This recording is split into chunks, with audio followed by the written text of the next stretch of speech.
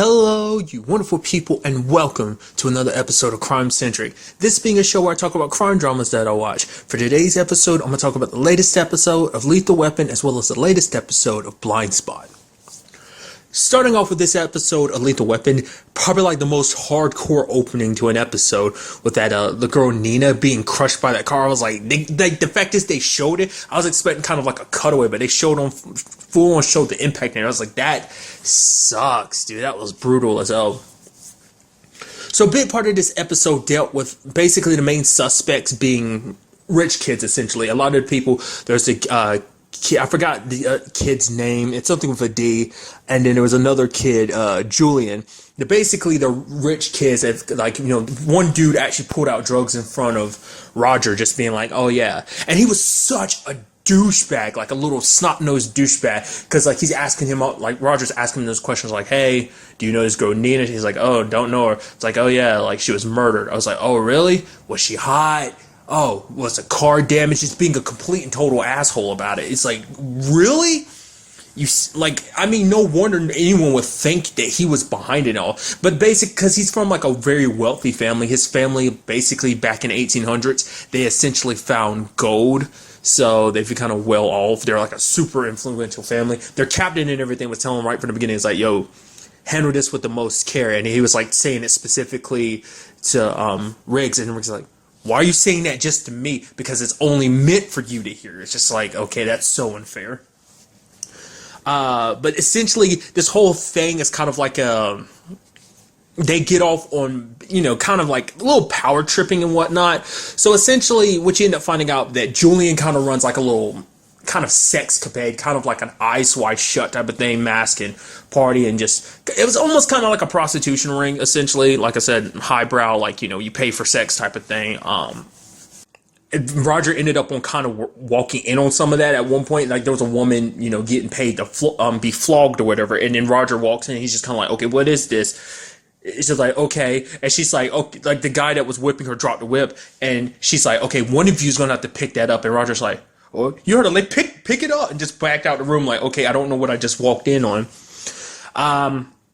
Really sad thing about it is that apparently a lady named Rachel, who is someone that Riggs knew, you know, someone was kind of up in the moment because he saw her at the party, and she ran away immediately. That was already kind of suspicious. Now, part of me is thinking like, oh, she connected to the murder, which she kind of was, but that's because she's kind of mixed up in all of this. The reason why Riggs knows her is because she's actually a friend of Miranda's. They were actually roommates and stuff like that, so they were really good friends.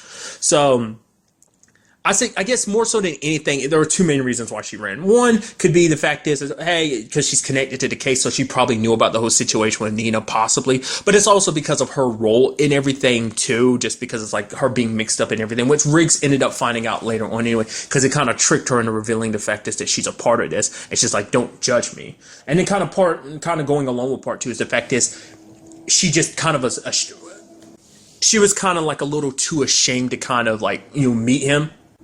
Because for her, it was just kind of like, this is her first time seeing Riggs in a very long time, probably since, you know, everything went down. And so it was just kind of like, you know, for them, it was both hard being around each other because they were a constant reminder of the fact that they lost someone very important to them, Miranda. So, but kind of like, you know, everyone deals with grief in their own way, and it seems like this was kind of her way. Maybe you never really got an explanation as to why she did what she did, but maybe, you know, after what happened to Miranda, losing like a really good friend like that, just kind of like, that was kind of her way of dealing with it. Like she got mixed up with the wrong crowds, fell into like the wrong line of work and stuff like that, you know, because Riggs wasn't looking, I feel like she's like, don't judge me. He's like, I'm not judging you. Like, I don't think Riggs was looking at her like, oh, this is, you know, how dare you work like that. It's like he felt bad. It's just kind of like that, you know, things were so bad that you had to resort to that. And it's just, that's what it came down.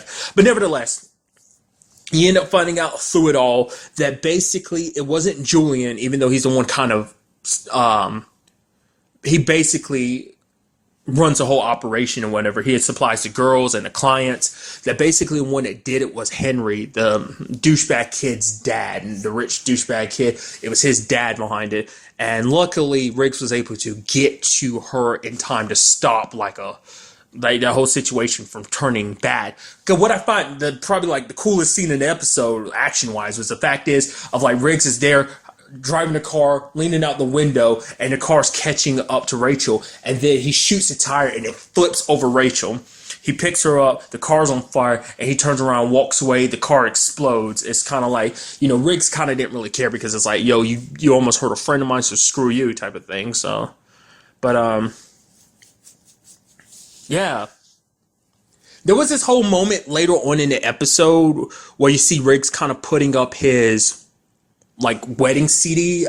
He put it in a box and everything, and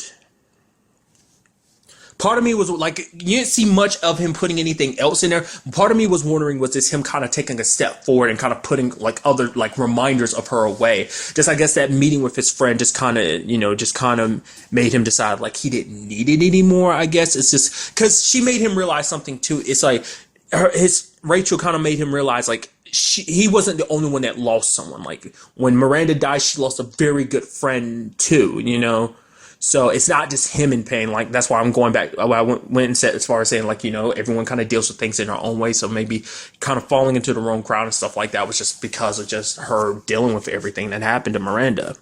So I don't know. Part of me was thinking like maybe that's him trying to take the step forward of being like, it's okay. Like with every episode, he's slowly but surely, it's still there. It's not a situation where it's like, oh yeah, you forget about your wife, you try to move past it. It's not something you just move past. You just take each day one step at a time type of thing. And a very beautiful thing I really like at the end of the episode is that you, like, obviously throughout the entire episode, like, you had like 2 prior moments where you had Riggs constantly pissed at his next door neighbors, like these dudes for Amsterdam popped up, and they want to do the kind of rock and roll type of thing here in the U.S. and basically playing guitar loud, kind of messing with the first time because he's trying to sleep. So he gets pissed, unplugs their amps. It's like, welcome to Los Angeles. Second time, just playing loud ass guitar, and he's like, oh, let me play this. It's like, oh, trying to tune it up and everything. I was like, wait for it, and then proceeded to smash it.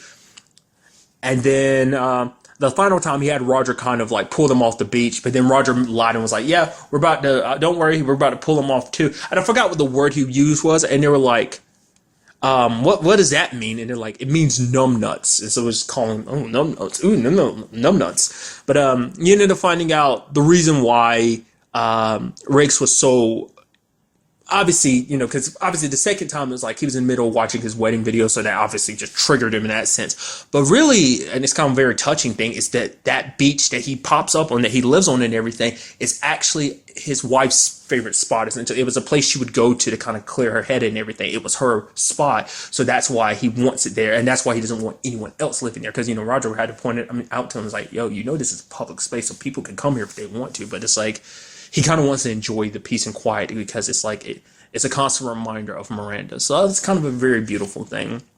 And that's the more serious side of things. Like, kind of on the more lighthearted aspects of the episode was the whole situation with that dude named Chansey. Because I love the first thing in that episode is kind of like Roger showing off the new TV and everything. It's like basically the guy who set up everything kind of connected everything together. So when Roger's showing the family pictures, all of a sudden pops up a picture of his daughter in a bra and everything. And it's like, whoa, you took this picture? It's like, oh, I'm just seeing how it looks. And you find out their son picks up her phone and is like, oh, but why'd you text this? And somebody said, you texted to somebody. Mom is telling, Trisha's like, yo, okay, calm down. I'm going to talk to her. You'll make her feel ashamed of her body. Her mom, Trish, tried to tell her, like, hey, you never be, ashamed of your body and anything. Your body's a beautiful thing and everything. But it's, the key thing is, like, be careful what you do. Like, things end up on the internet, like, you don't, you look at it as simple, like, it's me in a bra and whatever. It's not like I'm naked, but that doesn't change the fact it's a picture that you're a little too young to be just like putting out there on the internet for anyone to see, because you don't know what could be done with that picture. It's like you don't really 100% know who you sent it to. I mean, she sent it to a boyfriend and everything, but he then proceeded to take that picture and post it up on Facebook. It's kind of like first thing you see when you pull up the picture. Dude's name is Chansey, aka Sea Dog. And the moment Roger found out, because he had Bailey looking into it and everything, the moment he found out, lost his shit, tracked the dude down. Even he was like, you know what, Riggs, come along, because I'm about, I'm about to go kill my girlfriend's boyfriend. Rick's like, hey, I'll go alone. And he's constantly telling Roger, okay, I want you to think about this, the fact that you're a cop, that you're not going to do that well in prison. And then he just gets super pissed at him because he's like, yo, oh, Rihanna, wait, which one? And it just every step of the way, just constantly pissing Roger off more and more. And then you had Rachel being like, hey, come on, think about where you're going to bury the body. And then he kind of points out the fact that, okay, calm down before you have a heart attack. And then Roger's like, I would gladly give up my life to take his.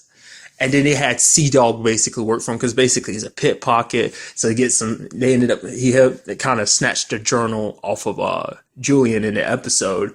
But then I really appreciate later on when Trish kind of comes to Roger about it and everything, and she's like, "Oh yeah, like he told his parents, and then Roger's like, that snitch." Because it's like, I was just scaring him a little bit. It's like the whole thing was Riggs' idea to kind of make him, it's like you made him do a crime. It was like a felony. It's not at best, it's a misdemeanor. And it's like, but you didn't hear what he said. The fact is he put that picture on Facebook and Trish was like, wait, what? Didn't he talking about Rihanna? And then he was like, which Rihanna? Which is kind of saying like, and she's like, okay, I got it. It's like, don't worry, I'm going to talk to him. And then basically, and she getting all hyped up, going in mom mode and everything. Roger's like, baby, don't make it so that I have to arrest you. And she turned around and looked at him. He's like, but not like I would arrest you or anything. So, and then kind of a final note in the episode is Bailey and the ME guy. Like, it seems like he was trying super hard at hitting on her in this episode, trying to impress her and everything. They even integrated that into like a commercial because it just like pops up in the middle of the episode, and it's kind of, Kyle was like, wait a minute. Wait, did it just skip commercial breaks? It's like, oh no, I was like, or is this whole thing a little commercial? It looks like just like the show. Maybe it's and it turns out to be like like Surface. It's basically about the computer he was using and everything. So it was kind of like, they actually took a commercial about the show and they kind of integrated it like as like part of the show. Like it was him getting details it was just kind of weird that was shot like that. I was like, that's interesting. It's literally a commercial about the show within and it actually like it wasn't a main part of I mean, it was obviously him gathering evidence, so it played a part in the episode. It was just kind of like, it's like they cut it out of the episode and kind of turned it into a commercial. So that was kind of interesting to me. But he's super like hardcore hitting on her and everything. So that was kind of interesting. So, but overall, a very good episode. I can't wait to see what they do in the next one. This is kind of like, I'm kind of adding this at the end, but this is like the first episode in like 2 weeks. So, I'm sure they had their reasons for kind of taking a break. I think it's like other stuff. Yeah, it was like other stuff kept popping up, like sports and I think maybe some election stuff, but nevertheless, so it shouldn't be anything in the near future. I mean, not unless it's more sports stuff, but it should be kind of returning to its regular scheduling now. So I'm obviously, so it should, I don't know what I'm talking about. Never mind. Ignore me. And now moving on to this week's episode of Blindspot, where we had Jane and Kurt basically going undercover to perform a heist. Love this episode because essentially this episode is told through 2 and then eventually 3 different perspectives, because it's like you get the 2 captured criminals, Lynn and Clive, and basically get their sides of the story. Eventually later on you get Jane's or whatever. Jane's is kind of the truth and everything, because basically you have to sit there, and I really appreciate the fact is that to kind of separate it all, they do put everything in different filters. Like she kind of has like, well, he has kind of like this orangey filter. I forgot what Lynn's filter was. It was kind of maybe bluish or green or something like that. And then you had James, the real filter, the real situation being in like a grayscale filter. So that was kind of cool. But nevertheless, hands down, my favorite part is Clive's side of things. Just how amazing he makes himself out to be. He's just like, yo, there's problems between Kurt and Jane. Yo, he was just mad because she was feeling me. It's just like, and in his story, like Jane's all flirting and hitting on him and everything. And then later on, it's like, oh no, Jane and Kurt are being taken down. All right, it's time for me to step up, does some flips and everything, kick both dudes' asses, and just like kind of do some kung fu. And you have Nas kind of go, Wait, you're saying you saved 2 well-trained FBI agents? Okay, if he's sure, go on. And then later on, there's like 20 dudes coming with guns, and he's about to go, like, don't worry, I got this. And it's like, oh wait, we can't use any guns in here. The bullets might ricochet. That's kind of what he was saying. I loved he just made himself look so suave and cool in his story and everything. Just like, okay, so like the fact is like, yo, so this is what really happened. It's like, yeah, of course is what happens, So he ended up about to come out the door. He's like, and then Nas was like, okay, please just skip over the whole part where you single-handedly defeat like 20 armed guys. And then when the guys are coming and everything, he's like, all right, you guys go on ahead. And then Jane's like, don't worry, I'll never forget you ever. And then he kind of goes all Scarface a little bit. And he's just like, yo, and that's when I got KO'd, man. It's like, you just lying sack of crap. I love you for it. It's just like, because interesting enough, because the last episode was a Rich.com episode, which kind of blended in that comedy aspect. And I guess he's kind of be the comic relief of this episode. So that was just really, I just loved it. And you find out Lynn is just a straight up liar. I mean, the fact of the matter, she's playing victim, but that's only to cover, it's like, okay, I'm going down for this stuff, but that's to cover up all the other stuff that she's doing. Because the fact of the matter is, it wasn't about getting a briefcase or whatever that they were stealing. They're actually stealing a woman. This lady, her name is Chin. She's actually with a R&D group that basically essentially created a tsunami bomb, a bomb that once it hits the ground, like ocean floor or whatever, it can basically cause a tsunami. And basically they tested it and it wiped an island off the maps. And it was there one day, gone the next. So basically she lied about that. And then she kept lying because the fact of the matter is, like, Jane and Kurt got paid like money, but it's like, oh, they're supposed to be getting the money through a transfer. And then, you know, Patterson figured out, it's like, oh, she's lying through her damn teeth. And Patterson, being awesome like she is, figured out, it's like, yo, I found out where your money's getting transferred to. Oh yeah, so basically the FBI was kind of confiscated that now. So you can sit here and lie all you want, but you will get nothing out of it. So you might as well sit here and tell us the truth. It's just like, she was just a perpetual liar, because it's like every time you came back to it, it's like, oh yeah, she lied about this, she lied about that. And also, I'm completely forgetting that the fact is that we had the U.S. Assistant District Attorney, I think his name's Matthew White, returning. He's the guy, I think last season I kept referring to him as a DA or something like that, whatever.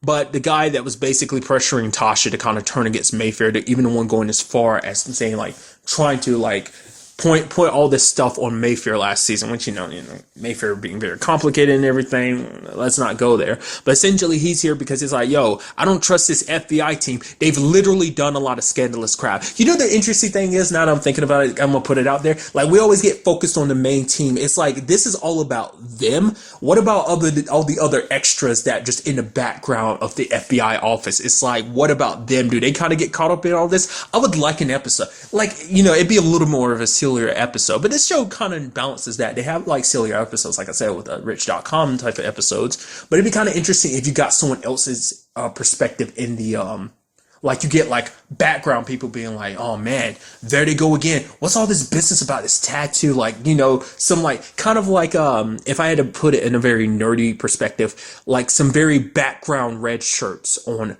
no name, not important red shirts in Star Trek. Essentially, I want an episode like that. I think it'd be kind of interesting to get other people's perspective and being like, man, this department is always being dragged down by them. It's like, man, they always cross the line and we get blamed for it too. We even got this U.S. assistant attorney here blaming us, like saying we're going down with them. And it's like messed up. Just something that just literally crossed my mind. I thought it'd be kind of funny, but you know, he doesn't like the way they do things because they kind of skate around the law. He's actually a stickler for it, because later on, like, Nas and them, because basically the guy they're after, Nico, is basically selling Chin as well as Weller on the dark web. And then he ends up, you know, the whole plan is like, hey, we can buy them. We can, you know, that way we put up a good enough amount of money, then we can track him down, get the meetup, and then we can rescue Chin and Weller.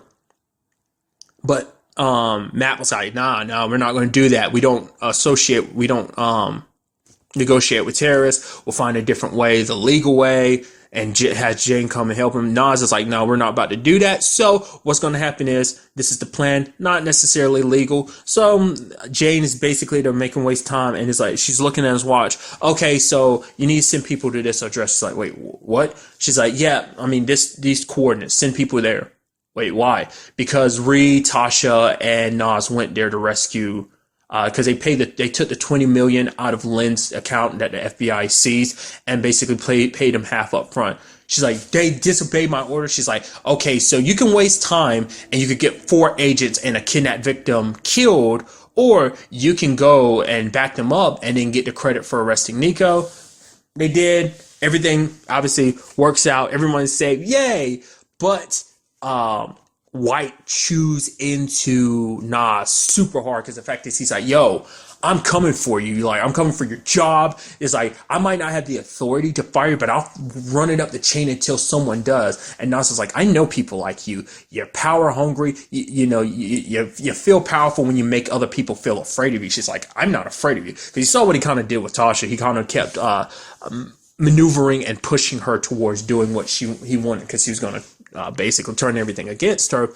But then, like, Nas didn't back down. She's like, you want to go ahead and do it? Go ahead and try. You try to feel all powerful. So that's why you try to make people fear you. But it's like, you wouldn't know what to do with real power. It's like, oh, yeah, you tell him, Nas. And an interesting aspect in this episode when it comes to Nas too is because she knows that she knows he's not going to back down because as we know he's kind of a stickler for the rules and everything. So there's always a possibility that he's the mole, but I don't think he's around enough for him to be the mole. So that's I don't know, just because I think he's an asshole. I mean, it's not, it's always that interesting thing when it comes to crime dramas and stuff like that, or police show. It's kind of like, oh, you always have that person who's very stickler by the rules and everything, and you're kind of like, no, that's not fair. These people, they're good cops. They might bend the rules a little bit, but it's for the right purposes. But then it's kind of like, if you take that to real life purposes, you're like, nah, you won't want a cop that bends the rules. So it's kind of like, TV show wise, it's like, oh yeah, nah, you're the bad guy. You're a stickler for the rules, like not letting people bend the rules. It's to save and help people.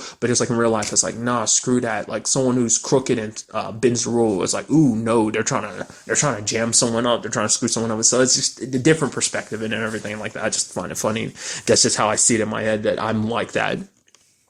So it's going to be interesting to see what becomes of that. But, what I was getting to is the fact is that he was like, Patterson, like, Nas is kind of like, the fact of the matter is, she saw the whole sandstorm thing coming. She tried to tell a superior. They laughed in her face. They didn't really think there was much to it. She tried to make a connection. They wouldn't really back her up on it unless she had evidence. But, as we know, the whole sandstorm thing is real. It exists and it's going down and everything. They're a large scale organization.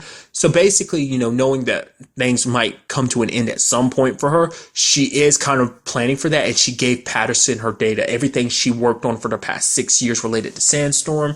So because the fact is she trusts Patterson, because she's, like I said, going back to what I was saying earlier, it's like, she's saying that Patterson can kind of see, she and Patterson are kind of like, in the fact is that they see things that other people don't. It's like you warn people ahead of time that something's coming, but people, it's just like, you have a sight for it and other people don't. So, taking, like I said, for Nas' example, she didn't get recognized and like people were just kind of like, oh, no, you're full of crap about this whole Sandstorm thing. So it's going to be interesting to see what she might uncover in that data, and just like, but what that means, like she's kind of passing the torch on to Patterson because Patterson's very smart. So she's interested to see what Patterson might be able to uncover now that she has full access to everything Nas has ever accumulated over these 6 years. You can also see it in this episode, and it kind of got brought to at the end of the episode as like Nas hugging Kurt and everything, because it's like, she's like, when I thought you were missing, and just tearing up a little bit. It's like you could tell throughout the episode, she's like, oh, good. Thank God you're okay, Kurt. Oh, God, I was so scared for you, Kurt. I mean, because kind of Kurt put himself in that situation because Jane was like, okay, I'm going to go. And Kurt was like, no, I'll go. And Jay's like, no, don't. I'll get on the boat. You go get back up. You got a lot of people to live for. You got a baby. You got Allie and the baby. You've got your sister. You got a lot of people that will miss you. So it's like, you go. Me, I'll go because no one's going to miss me. Kurt ends up tricking her into like thinking that there's someone nearby, like that they'll go around, but he ended up going around and getting into the boat and leaving her behind. So I was like, oh, because the moment she said that, I was like, dude. The fact is, Kurt looked around the back and was like, oh man, there's another guy. I was like, oh, you're about to pull a Houdini on her, aren't you? I mean, the smart part of my brain would be like, oh yeah, of course he is, because it's like, he ended up there when she didn't. So, but at the time I wasn't thinking that because I'm a complete and utter idiot. So, but he ended up inviting her to the party, which I like when the party first comes up, and then like Patterson's like, oh yeah, the party, the cake is going to be amazing. It's going to be freaking awesome. And then Tasha and everyone was just kind of like, okay, Patterson, calm down.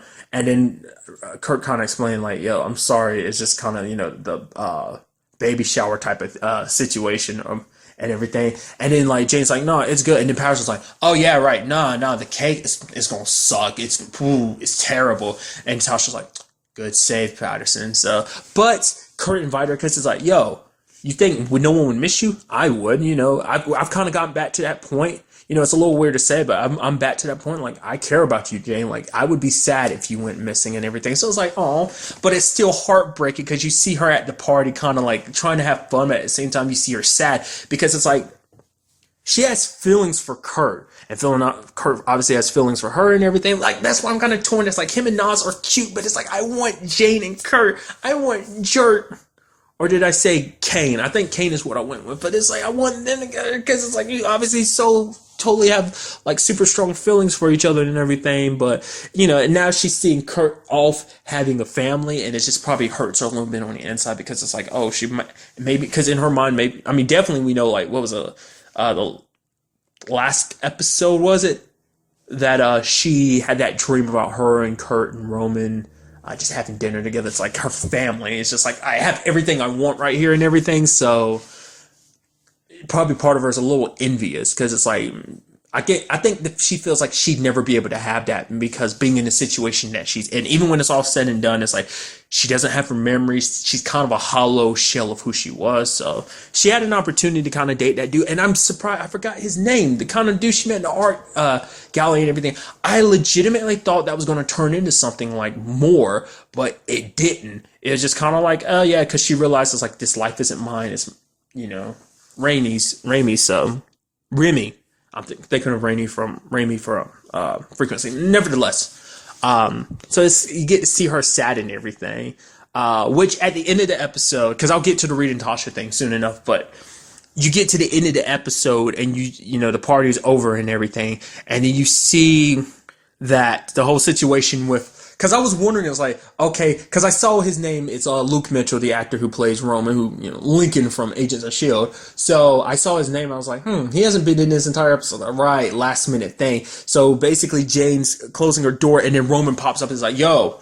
And then you kind of flash back to the fact that he knows that Jane is loyal to the FBI because of the mole. And then he's like, yo, Shepard doesn't know I'm here, so what are you doing here? Yeah, we're moving into phase 2, which part of me is like, maybe there's some truth to that. Maybe. I highly doubt it. Like, I'm 95% sure he's, like, totally full of crap. This is a way of making Jane think they're moving into phase 2, so he'll give the FBI misinformation so he can really see for himself. He needs to see it for himself. Like, hearing it's one thing, but he hasn't completely given up on her because it's like he wants her by his side, so he wants to use this as a last opportunity to kind of test her loyalty.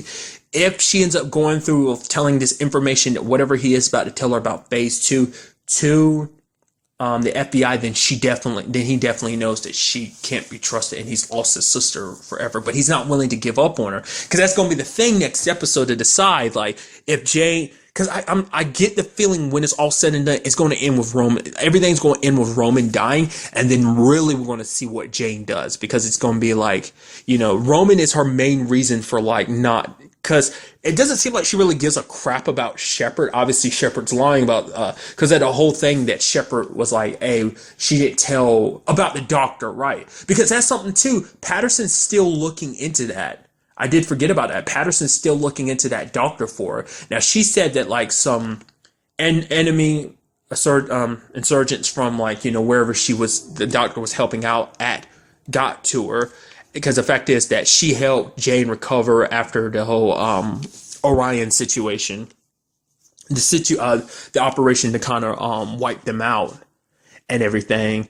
But saying that the doctor healed her and that they become friends. I personally believe, Shepard killed her or whatever, but we just have to kind of wait to see on that part. But it's like, it's going to be interesting because it's going to be like, like I brought it up before, like I felt like out of anything, I'm surprised. I thought Shepard would be a part in that too, but it seems mainly it's only Roman that kind of breaks her loyalty, because she is mainly loyal to the FBI, but she doesn't want to give up on Roman because he's important to her. She's his sister, and he's her brother, so it kind of puts her in that situation. Like I said, comparing it once again last season with the whole situation with Oscar, but I mean, we saw how that ended. She's at the end of it all, she ended up still choosing Because he crossed the line. He killed someone that she cares about, Mayfair. So but it might work in reverse this season. Kill Roman and you push her towards Sandstorm. So no matter what the situation is, no matter even if it's for Kurt or whatever, maybe that'd be a whole storyline of like her having to like pull back herself back. Like, I get the feeling that's what this is going to come down to. Like, Roman is probably going to be the deciding factor on what side she chooses, because she wants to bring Roman over to the FBI, but it's like Shepard's got her nails deep into him. And who's to say that wasn't the same way with Remy? It's just the fact is Jane doesn't remember being Remy, so she doesn't really remember, her loyalty to Shepard. Because the fact of the matter is, Roman became the way he is because of Remy, and then Shepard kind of put the icing on the cake. She kind of probably whipped him into shape and made. So whether he 100% believes in their cause, I don't know. More so than anything, I think it's just maybe legit. Maybe to a certain level he does, but mainly it's because he was brainwashed by Shepard. She kind of pushed those idealisms on him. So I don't know. We'll just have to wait till the next episode to see. And the final note I want to talk about is the whole Freddy situation, because I love that was kind of brought up immediately at the beginning of the episode. Tasha's like, okay, so the knife is Freddy's. Like, wait, what? You stole a knife and it's Freddy's? How do you know? It's like, I saw him with the knife. And then throughout the episode, they're like, yo, what are we going to do? Tasha's like, yo, if I had to be in this situation again, I'd do it again because you're my best friend and I'm looking out for you. And Reed's like, I appreciate it and everything. But it's like, I don't want to turn Freddy in because it's like, I'm the one that pushed him in this situation. If I'd never came to him about this whole Jones situation, he wouldn't have relapsed and kind of fell into this whole situation and killed Jones. But then they got the idea. It's like, Reed's like, okay. So basically, there's this evidence guy. Basically, he's already in trouble because he lost some evidence. What we do is we put the knife in his car, and then rather than him asking questions or anything, he's just going to put the knife back himself. That way, we get the knife back into evidence without, actually walking it in ourselves. And then Tasha puts it in his car. Now, whether that'll work out or not, the moment I heard that plan, I was like, I don't know if that's going to work out. Like I said, she put it back in the car. We will see next episode whether that really worked out or not. Because I'm still expecting that whole situation to come back to bite them in the ass. But we also see at the end, Reed giving Freddy, like, he's like, yo, don't come back. Now, what I was halfway expecting is like, we end up finding out the truth about what happened that night. And we see that it was actually Reed that actually killed him. And Freddy's just taking fall for it. Like, there's still a lot about that night that's unclear, because the fact of the matter is Reed was still hiding something. I'm telling you what most likely happened is he was there, he had an opportunity to save Jones, and he told Freddy to run. Just the expression on his face the moment Tasha admitted that she knew it was Freddy. It's like, oh, how? And then it's kind of like, the fact is that he was kind of upset that she figured it out. I don't know. We'll see whether this is done or not, which I don't think it's done. Just because it can't be that simple. It really can't. Like, I'm sure there's going to be more stuff popping up later on to be like, yo, Reed, we got evidence. It's you. He gets arrested in front of the entire team and it blows up. Now Kurt has to find out the truth and everything. It's going to be very interesting. So I'm very interested to see where all this goes next episode. It's a crazy episode. But really, that's all I want to talk about in this episode. So the next time we meet, be happy, be safe, live life to the fullest, and enjoy it. Good day and goodbye.